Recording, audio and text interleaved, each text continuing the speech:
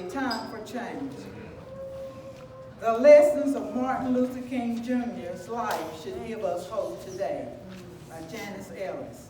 As we remember and reflect on the life and work of Dr. Martin Luther King Jr., there are valuable lessons that should give us hope that we can overcome what we face today in a divided and teetering America.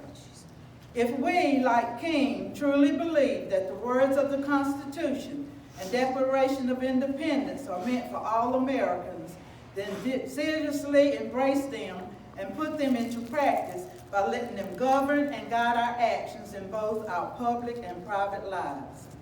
That fundamental belief inspired and motivated King and lit the path he chose to fix policies and practices to make life in America as it was intended to be. Amen. This was made abundantly clear in his I Have a Dream. During the historic March on Washington in the summer of 1963, when the architects of our republic wrote the magnificent words of the Constitution and the Declaration of Independence, they were signing a promissory note to which every American was to fall heir.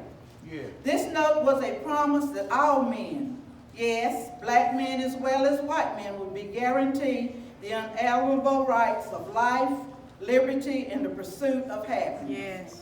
King did not ignore nor seek to discredit or dismantle the basic tenets of our democratic republic. He embraced them instead.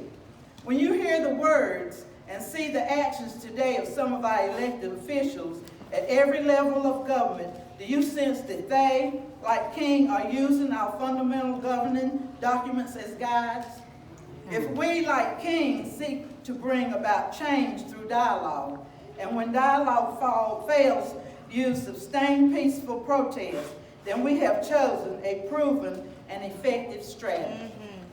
What would King have thought about what happened in our nation's capital on January 6, 2021, which was in stark contrast with what happened during the March on Washington in 1963? Yeah. Even though another momentous document, the Emancipation Proclamation, signed 100 years before King led the Civil Rights Movement, had failed to deliver on his promises, King still believed in his purpose and his power. Oh, yes. More importantly, he firmly believed that resorting to violence and hatred was not the way to get the country to honor its promise when it came to racial equality. Amen. In that same speech, King said, in the process, and I quote, "In the process of gaining our rightful place, we must not be guilty of wrongful deeds. Let us not seek to satisfy our thirst for freedom by drinking from the cup of bitterness and hate. Yes. We must forever conduct our struggle on the high plane of dignity and discipline. Yes. We must not allow our creative protest to generate into physical violence. Would he be discouraged by growing advocacy and tolerance of acts of racial hatred and violence committed by young and older Americans alike? If we, like King, still have faith in America's promises, despite her imperfections and failures, and faith in the decency and goodwill of the majority of our fellow Americans, we will continue to rise and protect this nation and work to make our way of life better. Amen. No matter how long it takes, no matter how strong the opposition is.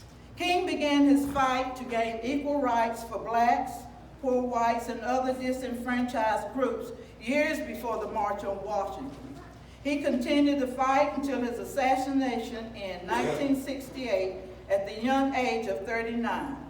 We will never know how long he would have stayed the course, working for equal justice, equal opportunity, equality in housing, employment, and education to become standard practice ingrained in the fabric of American life. Amen. But he let us know how deeply his beliefs and faith ran. I quote, "I say to you today, my friends, so even though we face the difficulties of today and tomorrow, I still have a dream. It is a dream deeply rooted in the American dream. I have a dream that one day this nation will rise up and live out the true meaning of its creed. We hold these truths to be self-evident, that all men are created equal." If he were alive, What would he think about the status today of all people of color, all disenfranchised groups? Would he be perplexed by how leaders in both political parties have continually failed for decades to pass meaningful policies on how to manage the immigration crisis? He would have reasons to wonder whether the inscription at the bottom of the Statue of Liberty, which reads, "Give me your tired, your poor, your huddled masses yearning to breathe free, the wretched refuse of your teeming shore," has lost its meaning.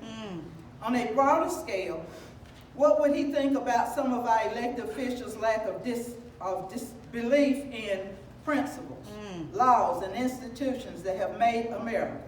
Would he be dismayed by the bold dismissal of democratic values and norms, even the blatant denial and distortion of defining periods in the nation's history? Martin Luther King Jr.'s life and work stood for more than the fight for civil rights. King fought for the fulfillment and realization of America's principles, values, and promises. What are we willing to stand for during these challenging times we are facing? I will leave you with these words from Martin Luther King Jr., and I quote, "We must accept finite disappointment, but never lose infinite hope. No matter what, we must remain hopeful. We can't allow darkness to overshadow the light." Amen. Amen.